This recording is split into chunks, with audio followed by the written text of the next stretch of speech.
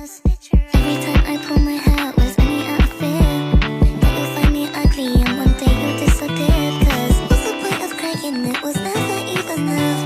Did you ever want me? Was I ever good enough? But boys are layer, but boys are layer. Assalamualaikum warahmatullahi wabarakatuh. Yang terhormat Ibu Isani dan Bapak Devriko selaku dosen pengampu mata kuliah Sistem Informasi Akuntansi serta teman-teman yang kami banggakan. Kami dari kelompok 6 mengucapkan terima kasih atas kesempatan yang diberikan kepada kami untuk mempresentasikan proyek based Sistem Informasi. Eh, dengan beranggotakan saya sendiri, Tasa Angelma Febriani dengan NIM 230052216 dan rekan-rekan Saya Nur Fadila dengan NIM 23005222052. Saya Najwa Gita Triandini dengan NIM 23005222038. Proyek ini merupakan hasil kolaborasi dan pembelajaran yang kami dapatkan selama mengikuti mata kuliah ini. Kami berharap presentasi kami dapat memberikan gambaran yang jelas dan inspirasi bagi kita semua. Tanpa memperpanjang kata, kami akan mempresentasikan tentang perusahaan Polygon. Topik pembahasan yang akan kami bahas yaitu 1. Profil perusahaan, 2. Aliran data, 3. Sistem informasi perusahaan, 4. Ancaman dan pengendalian umum, 5. Siklus pendapatan, 6. Siklus pengeluaran, dan 7. Siklus produksi. Untuk profil perusahaan akan dibacakan oleh Nur Fadilah. Kepada Nur Fadilah kami persilahkan. Baik, terima kasih kepada moderator. Berikut yaitu profil perusahaan Polygon. Perusahaan Polygon adalah perusahaan yang memproduksi sepeda terbesar di Indonesia. Polygon didirikan pada tahun 2018 sebagai perusahaan manufaktur dengan menggunakan sistem terkomputerisasi. Polygon memiliki pabrik dengan teknologi canggih yang menyediakan berbagai macam produk sepeda, mulai dari sepeda gunung, sepeda balap, hingga sepeda urban dengan berbagai fitur. Perusahaan Polygon didukung oleh banyak investor. Next slide.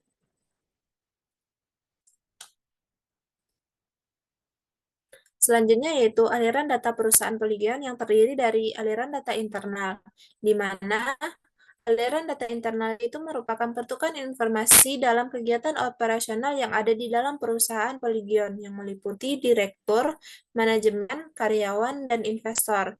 Selanjutnya yaitu aliran data eksternal di perusahaan Polygon, yaitu pertukaran informasi antar perusahaan dengan pihak yang ada di luar perusahaan Polygon yang meliputi antara lain yaitu pelanggan, kreditur, dan pemerintah. Saya kembalikan kepada moderator. Baiklah, untuk materi selanjutnya tentang sistem informasi perusahaan yang akan saya bahas sendiri, yaitu 1. Bagian perusahaan Polygon akan memesan pembelian kepada pemasok, dan pemasok akan mengirimkan barang serta akan mengeluarkan faktur penjualan. Perusahaan Polygon akan membayar pembayaran tersebut kepada pemasok. Yang kedua yaitu investor. Investor akan menginvestasi dana kepada perusahaan Polygon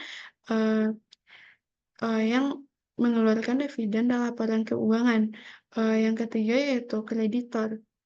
Kreditor akan meminjamkan pinjaman dana kepada perusahaan Polygon, dan perusahaan Polygon akan membayar pinjaman tersebut serta melakukan laporan keuangan. Yang keempat yaitu pelanggan. Pelanggan akan memesan pesanan kepada perusahaan Polygon, dan perusahaan Polygon akan mengeluarkan barang dan jasa serta faktur pelanggan, dan pelanggan akan membayar pesanan tersebut. Yang kelima yaitu karyawan. Karyawan akan memberikan tenaga kerja dan langganan kepada perusahaan, dan perusahaan akan memberikan upah gaji dan komisi. Yang keenam yaitu manajemen. Perusahaan Polygon akan melakukan laporan manajerial dan laporan keuangan kepada manajemen, serta manajemen akan melakukan anggaran dan entry akuntansi kepada perusahaan Polygon. Yang ketujuh yaitu badan pemerintah. Badan pemerintah akan melakukan regulasi dan bentuk pajak serta pajak dan laporan. Untuk materi selanjutnya yaitu ancaman dan pengendalian umum. Ancaman yang pertama yaitu ancaman kualitas bahan baku terjadi karena kurangnya ketelitian dalam memilih pemasok. Pencegahannya adalah memilih pemasok yang sudah terverifikasi dan berkualitas. Pendeteksiannya yaitu memantau secara rutin kinerja pemasok dan mengevaluasi setiap pengiriman untuk mendeteksi kualitas bahan baku. Tindakan korektif yang akan kami lakukan adalah dengan menghubungi pemasok untuk mengganti bahan baku yang tidak sesuai. Yang kedua yaitu investor menarik investasi dari perusahaan. Ini terjadi karena menurunnya kinerja perusahaan mengakibatkan hilangnya investor. Pencegahannya dengan cara menjaga keterbukaan, mencapai target, dan membangun kepercayaan dengan investor. Pendeteksiannya adalah melakukan audit internal secara rutin untuk mendeteksi masalah yang ada. Tindakan korektif yang akan kami lakukan adalah dengan cara meningkatkan komunikasi dengan investor dan memperbaiki strategi bisnis sesuai tujuan bersama. Ancaman ketiga yaitu kurangnya respon terhadap tren pasar terjadi karena manajemen tidak memperhatikan perubahan selera konsumen. Pencegahannya adalah kami secara rutin akan melakukan riset pasar dan memantau tren pasar dengan kebutuhan pelanggan. Pendeteksiannya yaitu kami akan memantau feedback pelanggan dan analisis pasar untuk mendeteksi perubahan tren. Tindakan korektif yang akan kami lakukan menyesuaikan produk dan strategi pemasaran untuk mengikuti tren yang berkembang. Pembahasan ancaman dan pengendalian umum lainnya akan dibahas oleh Najwa. Kepada Najwa dipersilahkan. Baik, terima kasih moderator. Ancaman dan pengendalian umum yang selanjutnya. Yang keempat yaitu ada pencurian dan atau penipuan.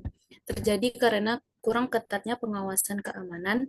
Pencegahannya adalah memberikan pelatihan tentang etika kerja dan menerapkan sistem pengawasan yang ketat. Pendeteksiannya yaitu memantau transaksi dan aktivitas karyawan secara rutin melalui audit internal dan sistem pelaporan yang aman. Tindakan korektif yang akan kami lakukan adalah melakukan investigasi menyeluruh dan memberikan tindakan disiplin sesuai dengan kebijakan perusahaan jika terjadi pelanggaran. Ancaman yang kelima yaitu kenaikan suku bunga. Terjadi karena kondisi pasar berubah, resiko perusahaan meningkat, atau kreditor ingin melindungi keuntungan mereka. Pencegahannya dengan cara membangun hubungan baik dengan kreditor dan menjaga keuangan perusahaan tetap stabil. Pendeteksiannya adalah memantau secara rutin perjanjian kredit dan kondisi pasar untuk mendeteksi potensi kenaikan bunga lebih awal. Tindakan korektif yang akan kami lakukan adalah melakukan negosiasi ulang dengan kreditor untuk mencari solusi permasalahan yang timbul. Ancaman yang keenam yaitu ulasan negatif yang menyebabkan reputasi buruk pada perusahaan. Hal ini terjadi karena pelanggan tidak puas dengan kualitas produk, layanan yang buruk, atau pengiriman yang terlambat. Pencegahannya adalah kami akan memastikan kualitas produk terjaga, memberikan pelayanan yang cepat dan ramah, serta memastikan pengiriman tepat waktu. Pendeteksiannya, kami akan memantau ulasan pelanggan secara rutin di media sosial atau platform lainnya untuk mengetahui permasalahan produk kami. Tindakan korektif yang akan kami lakukan yaitu meminta maaf kepada pelanggan tersebut dan menawarkan solusi terbaik. Next.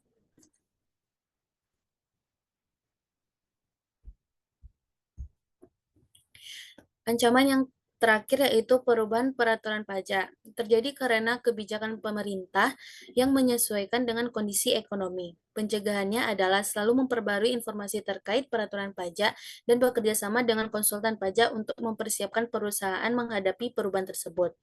Pendeteksiannya yaitu memantau peraturan perpajakan secara rutin untuk mendeteksi perubahan peraturan pajak.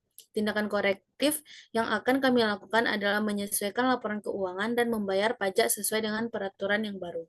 Saya kembalikan kepada moderator.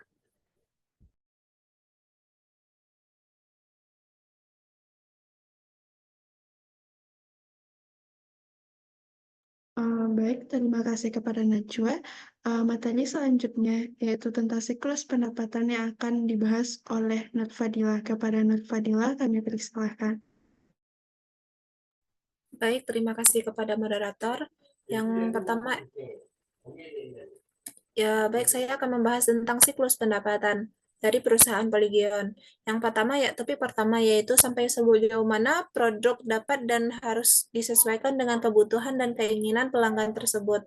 Perusahaan Polygion menyediakan berbagai jenis sepeda, seperti sepeda gunung, sepeda balap, sepeda urban, yang cocok untuk semua kalangan. Sepeda kami dibuat dengan mengutamakan kenyamanan, keamanan, dan dilengkapi teknologi modern untuk memberikan pengalaman bersepeda terbaik. Kami juga menawarkan pilihan yang bisa disesuaikan seperti ukuran, fitur tambahan, dan desain, agar disesuaikan dengan kebutuhan pelanggan. Polygion akan selalu berusaha mengembangkan ide-ide baru untuk menciptakan sepeda yang bermanfaat, ramah lingkungan, dan memenuhi keinginan pelanggan. Slide. Topik yang kedua yaitu seberapa banyak persediaan yang harus dimiliki dan di mana persediaan tersebut harus ditempatkan. Sebagai perusahaan besar, kami memastikan persediaan sepeda di gudang selalu tersedia untuk memenuhi permintaan pasar, tanpa mengganggu produksi harian. Jumlah persediaan yang harus dimiliki sesuai dengan pola permintaan pelanggan, data historis penjualan, dan tren pasar. Kami menerapkan sistem manajemen persediaan yang terkomputerisasi untuk memantau stok secara real-time, sehingga dapat menentukan jumlah yang diperlukan. Next slide.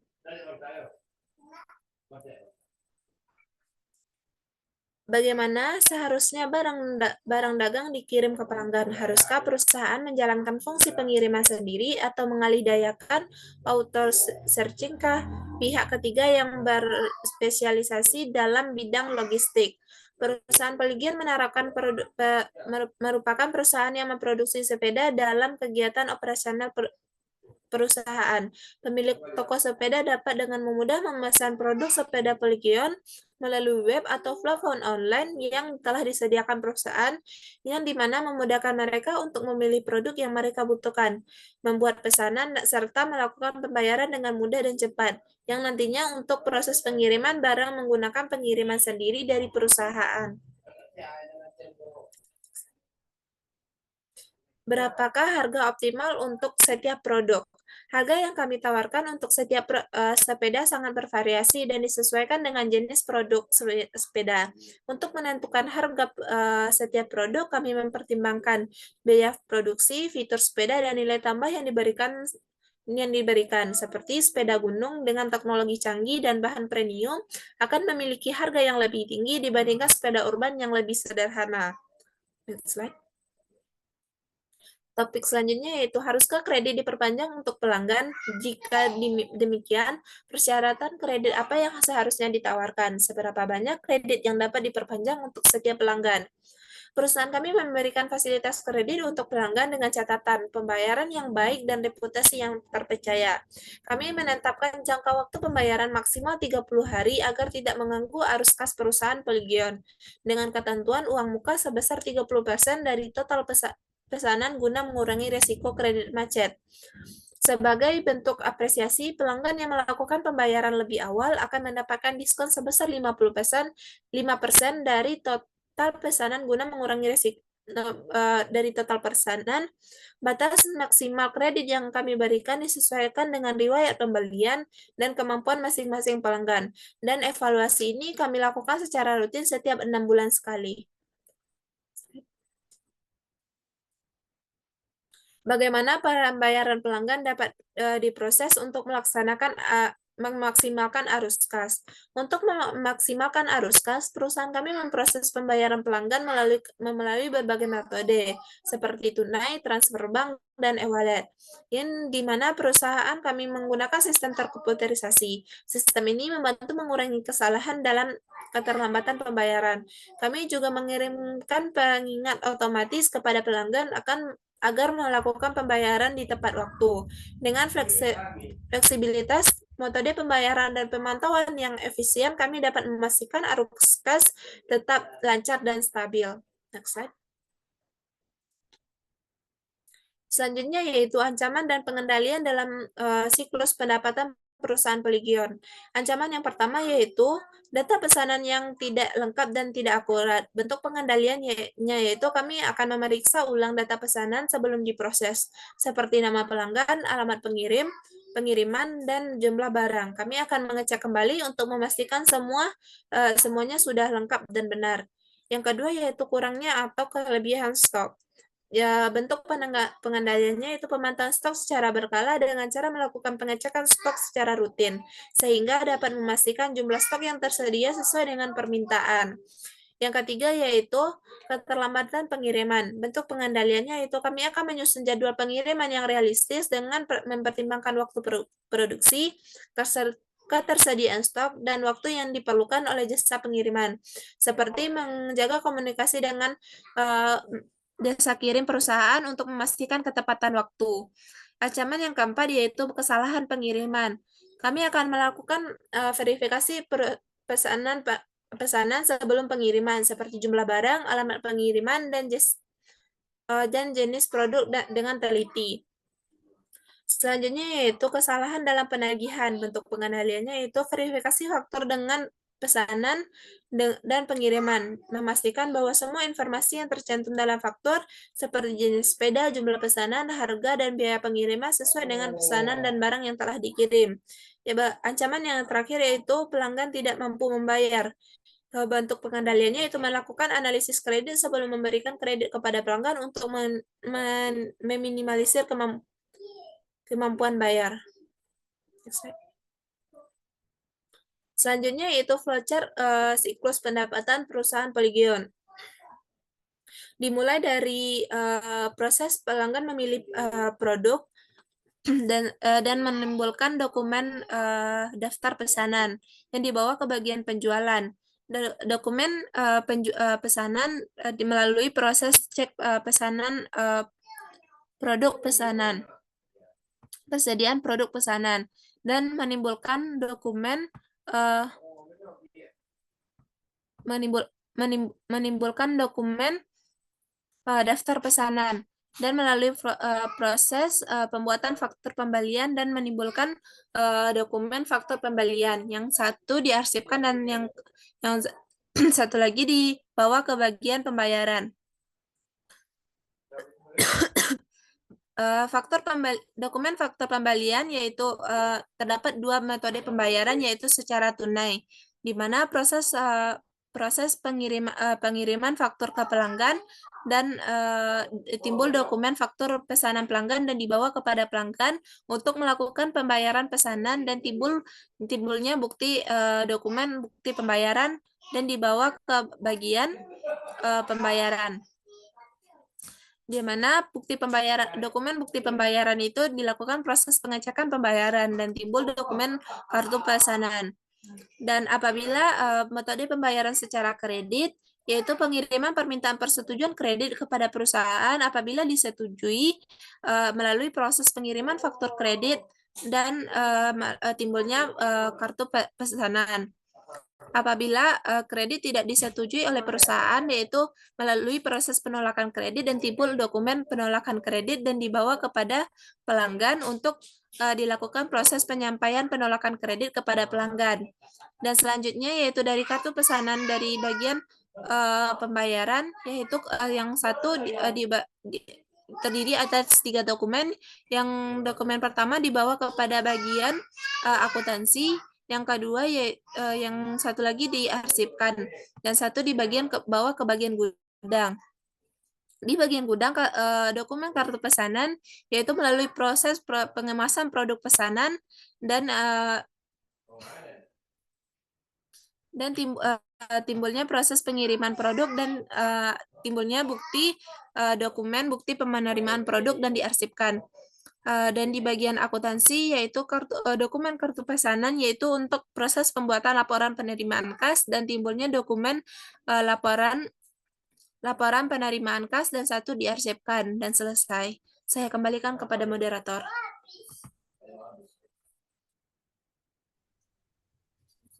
Baiklah, selanjutnya yaitu siklus pengeluaran yang akan saya bahas sendiri.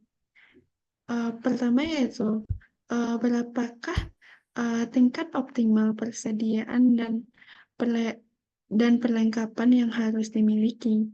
Tingkat optimal persediaan dan perlengkapan yang kami miliki bergantung pada permintaan pelanggan terhadap produk sepeda.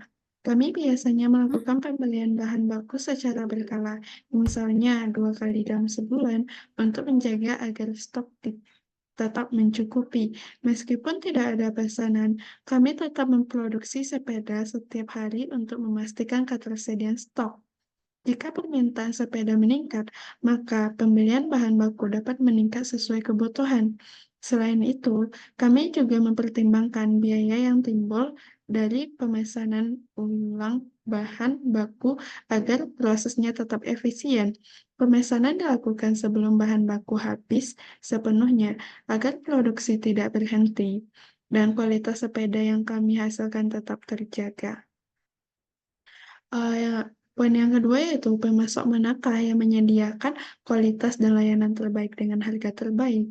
Untuk memilih pemasok yang menyediakan kualitas dan layanan terbaik dengan harga terbaik, kami melakukan evaluasi menyeluruh berdasarkan beberapa kriteria. Kami mencari pemasok yang mau bernegosiasi tentang harga serta memiliki reputasi yang baik, menawarkan bahan baku berkualitas tinggi, dan memiliki catatan pengeluaran yang tepat waktu. Selain itu, harga yang ditawarkan juga harus bersaing dan sebanding dengan kualitas yang diberikan. Next, bagaimana perusahaan dapat mengonsolidasikan pembelian antara unit untuk mendapatkan harga optimal? Untuk mengonsolidasikan pembelian antara unit dan mendapatkan harga optimal, perusahaan kami menggabungkan kebutuhan dari setiap unit dalam satu pesanan pembelian besar. Dengan cara ini, kami dapat memanfaatkan diskon dan mengurangi biaya per unit. Koordinasi antara unit dilakukan secara rutin untuk memastikan pemesanan tepat jumlah dan waktu. Selain itu, kami juga melakukan negosiasi dengan pemasok untuk mendapatkan harga terbaik berdasarkan total pembelian yang akan meningkatkan efisiensi biaya dan memaksimalkan keuntungan perusahaan.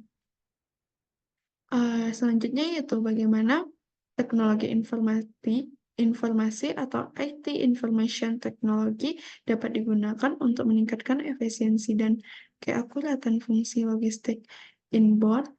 Di perusahaan sepeda kami, teknologi informasi digunakan untuk meningkatkan efisiensi dan keakuratan logistik inbound dengan mengotomatisasi proses pemantauan stok sepeda dan komponen secara real time.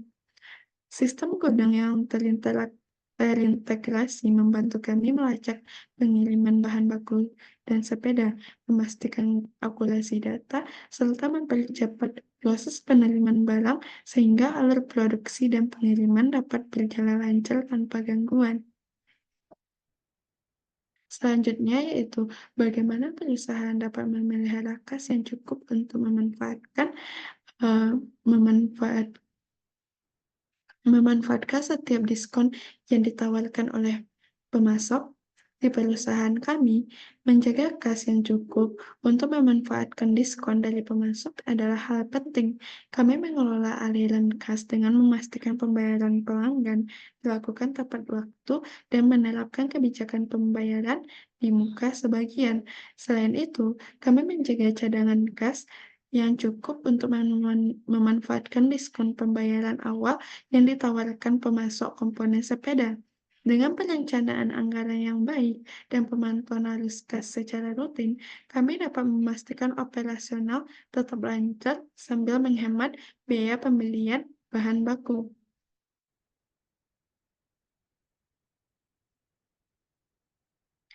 Selanjutnya yaitu bagaimana bayaran ke vendor dapat dikelola untuk memaksimalkan arus kas.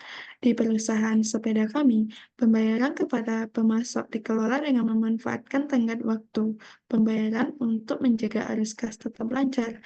Kami juga memprioritaskan pembayaran awal kepada pemasok yang menawarkan diskon sekaligus menyusut jadwal pembayaran terencana agar kebutuhan operasional tetap terpenuhi tanpa gangguan. Selanjutnya yaitu materi ancaman dan pengendalian dalam siklus pengeluaran dalam siklus pengeluaran. Em, Ancaman pertama yaitu ketergantungan pada pemasok tunggal. Pengendalian yang kami lakukan adalah untuk mengurangi risiko akibat ketergantungan pada pemasok tunggal. Kami bekerja sama dengan beberapa pemasok terpercaya yang dapat menyediakan bahan baku berkualitas. Ancaman yang kedua yaitu kerusakan atau barang rusak. Pengendaliannya yaitu kami memastikan setiap sepeda yang diproduksi melewati proses inspeksi kualitas secara menyeluruh sebelum dikemas dan disimpan. Selain itu, penyimpanan barang jadi memperhatikan standar yang menjaga sepeda dari kerusakan seperti penempatan di rak khusus. Ancaman ketiga yaitu penyalahgunaan dalam proses persetujuan. Kami menerapkan pengendalian yang kami lakukan adalah kami menerapkan sistem otorisasi berlapis dan verifikasi oleh pihak berbeda untuk setiap persetujuan. Semua langkah dicatat dalam sistem digital untuk memastikan transparansi dan dapat diaudit, mencegah penyalahgunaan. Ancaman keempat yaitu membayar barang yang tidak diterima. Pengendalian yang kami lakukan adalah kami memastikan setiap pembayaran hanya dilakukan setelah barang diterima dan diperiksa secara fisik, dilengkapi dengan bukti tanda terima yang diverifikasi oleh tim pengadaan dan keuangan sebelum pembayaran dilakukan. Materi selanjutnya yaitu flowchart siklus pengeluaran. Dimulai dari pemasok membuat permintaan pembayaran sehingga mengeluarkan dokumen permintaan pembayaran yang di-outputkan ke bagian keuangan dengan proses pembuatan cek permintaan sehingga menghasilkan dokumen cek pembayaran. Dokumen cek pembayaran akan di-outputkan ke bagian manajer yaitu dengan proses pengecekan permintaan cek pengeluaran dan mengeluarkan dokumen konfirmasi permintaan cek pembayaran sehingga memproses pembuatan cek pembayaran yang telah disetujui dan ditandatangani sehingga menghasilkan dokumen cek pembayaran. Cek pembayaran akan di-outputkan ke bagian keuangan yaitu dengan dokumen cek pembayaran melakukan proses pelunasan pelunasan pembayaran cek sehingga mengeluarkan bukti pelunasan dan memproses pembuatan faktur pelunasan sehingga mengeluarkan dokumen faktur pelunasan yang di-outputkan ke bagian akuntansi. Dokumen faktur pelunasan akan diproses ke pembuatan laporan pengeluaran kas sehingga mengeluarkan dua dokumen, satu dokumen laporan pengeluaran kas yang diarsipkan dan satu dokumen laporan pengeluaran akan di-outputkan ke bagian manajer. Dokumen laporan pengeluaran kas dan selesai. Untuk materi selanjutnya yaitu siklus produksi akan dibahas oleh Najwa. Kepada Najwa dipersilahkan. Baik, terima kasih moderator.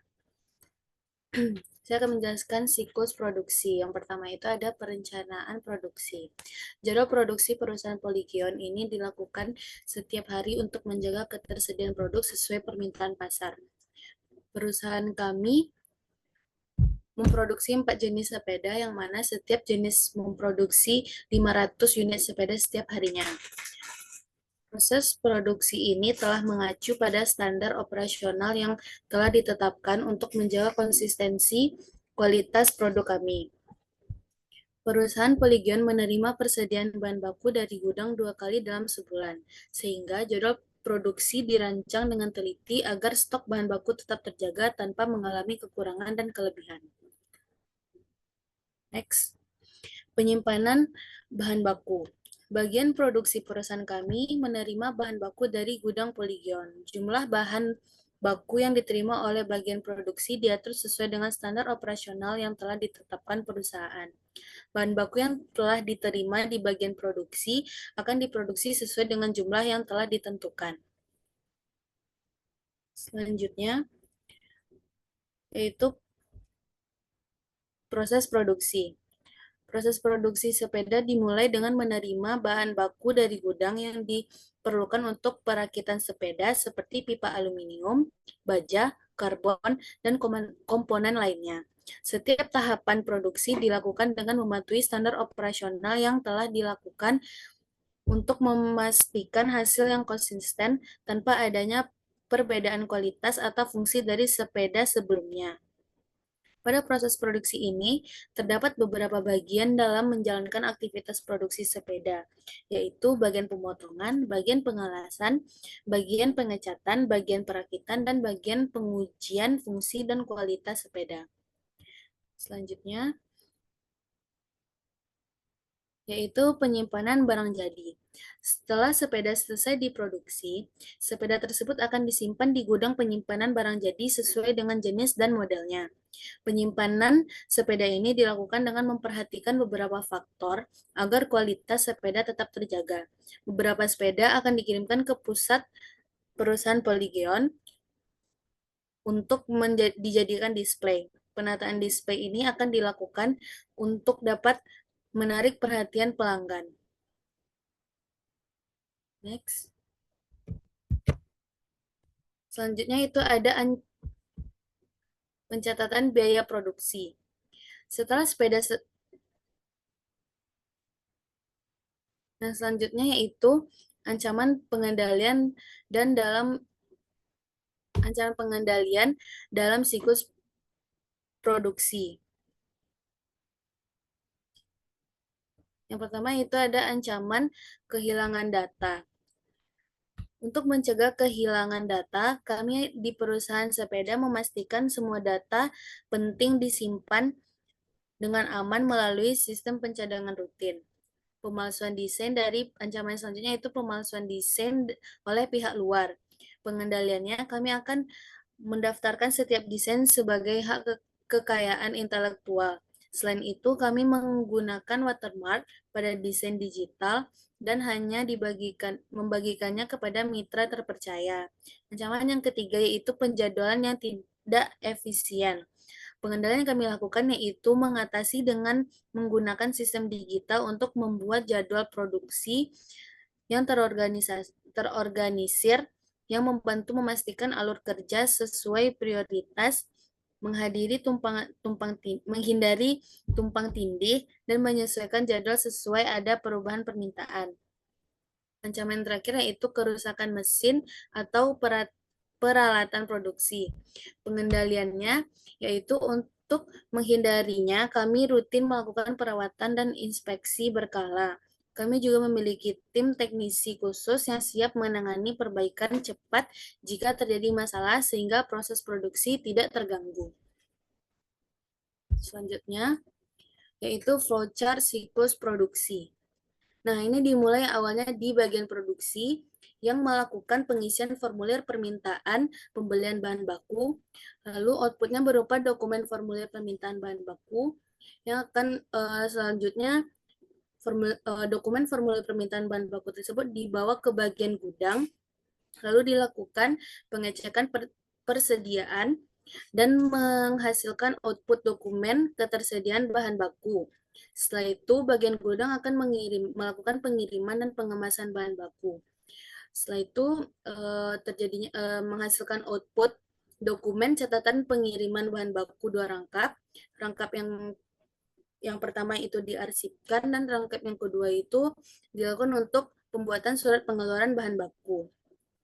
Dari dilakukannya surat pengeluaran bahan baku tersebut akan menghasilkan output surat pengeluaran bahan baku 2 rangkap.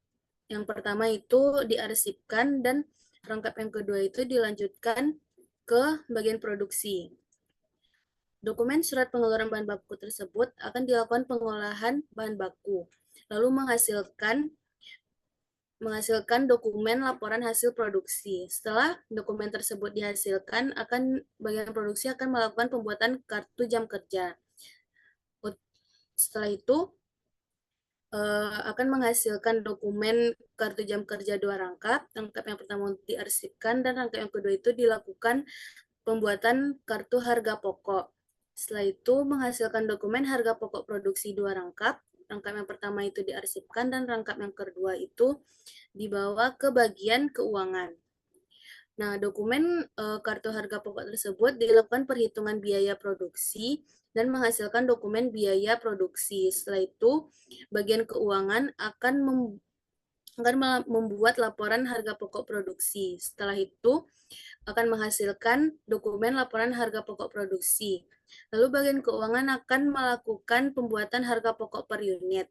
Setelah dilakukannya perhitungan tersebut, maka akan dihasilkan dua dokumen harga pokok per unit, 2 rangkap. Rangkap yang pertama itu diarsipkan dan rangkap yang keduanya akan dibawa ke bagian manajer.